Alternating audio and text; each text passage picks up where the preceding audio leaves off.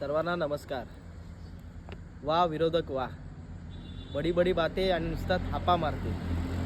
अरे एवढे अब्ज रुपये तुम्ही कमवलात आमच्या या सर्वसामान्य जनतेच्या टॅक्सवर आणि वाटताय किती? 150 आणि 200 आणि 300 रुपये. आणि मतदारांसोबत सुद्धा तुम्ही खेळ सुरू केलात.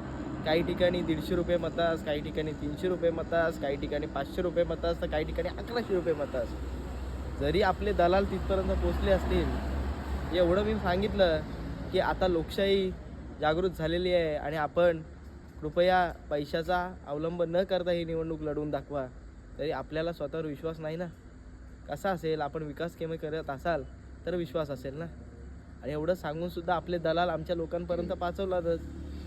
लोकांना या निमित्ताने एवढंच आश्वासन करीन की जरी आज आपण त्यांच्याकडनं काय 200, 150, 200, 250, 500, 1000 रुपये घेतले असाल, तरी आज ही वेळ आलेली आहे स्वाभिमानाने मतदान करायची. गेले कित्येक वर्ष त्याही आपल्याला फसवलं आणि आता हा दिवस आलेला आहे त्यांना फसवण्याचा.